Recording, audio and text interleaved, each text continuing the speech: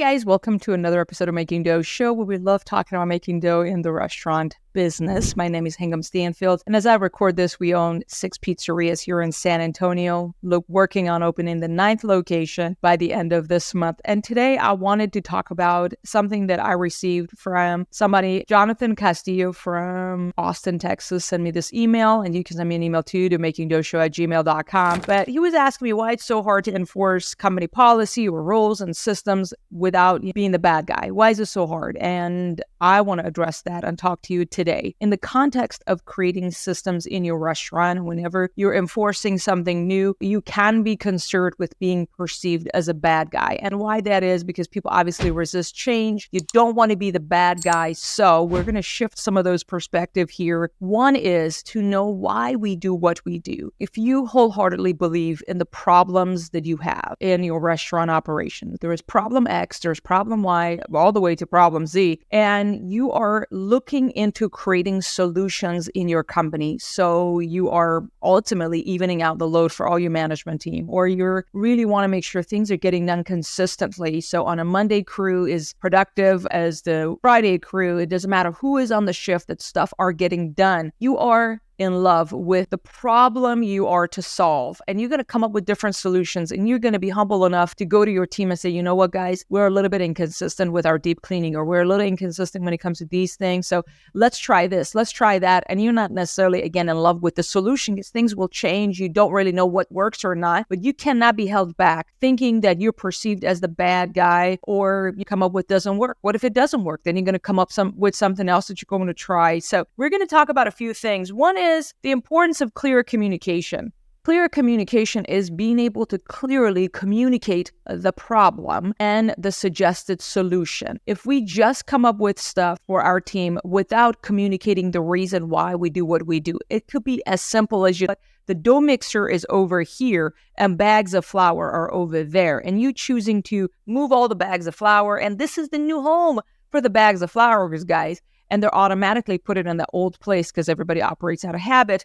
You know, we're able to communicate, hey guys, here's the problem. Whenever we want to make dough, every time we got to go and grab a 50 bag of flour from over here. It is sometimes we will have one team member in the store, or when Mary works, her back hurts because we really want to make it easy for her. So you want to talk about the problem before you talk about the solution, which stands for, obviously, communicating the why behind what we're trying to do here. You're going to be perceived less as a bad guy if you communicate the why behind the proposed solutions that you're coming up with. Sometimes forcing different rules in the company is hard because it's not a habit, right? It's everything that we do. If it's a new thing, it's going to be hard to build that habit, and that is okay. So for instance, when it comes to a new system that you're coming up for your restaurant operations, know that you're going to get some pushback.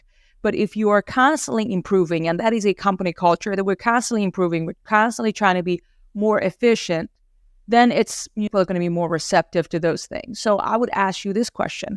What is your company culture currently? Are you the kind that incentivizes, acknowledges, and recognizes improvement? If that is not a culture, then you can start thinking about, you know what, how can I be the first to acknowledge when I see improvement in the team? And that's why, for example, if you do some time trials for your team, and you document it on a poster or in a whiteboard that you're stretching dough. For instance, in our case, Johnny takes 20 seconds to stretch a 16-inch dough, and next time you do the time trial, it takes him 5 seconds less. That is really recognizing and making a big deal out of an improvement in that speed of service from that team member. That's a culture shift that you need to implement on a daily basis. And when you highlight that and you celebrate progress, you will not be seen as a bad guy every time you're enforcing company policy, because when you're enforcing company policy, what you're actually trying to do is to see progress, to see improvement, and people want to follow a leader that recognizes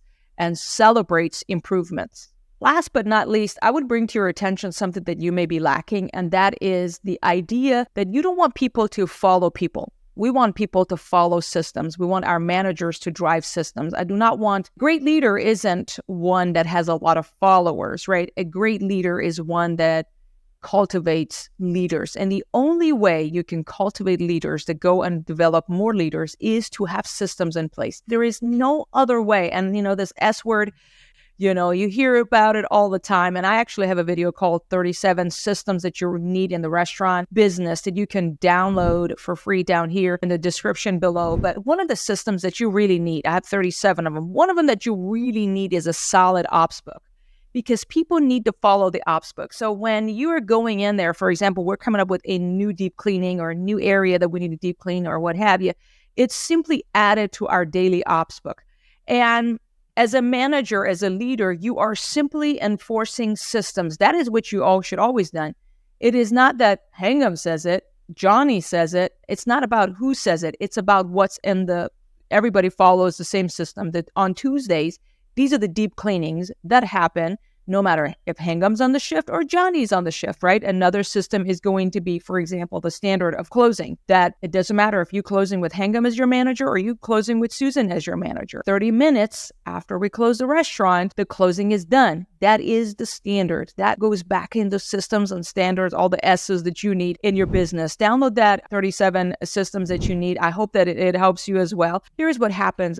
A restaurant that has standards and systems is going to be very much easier to manage. It is much easier to work for a restaurant operations that has systems and standards. So it's better for the team and it's better for the leadership of a restaurant operations having those standards and systems. So I recommend that you start with that ops book, get that PDF that I have down below for you with the 37 systems, start implementing those. Don't go trying to implement 10 different things. You're going to get a lot of pushback, one thing at a time. And you know what? 52 weeks from now, let's look back at your restaurant operations and hopefully we're day and night and again, celebrating progress week after week. And with that, let's get back to work and make some dough. Thank you.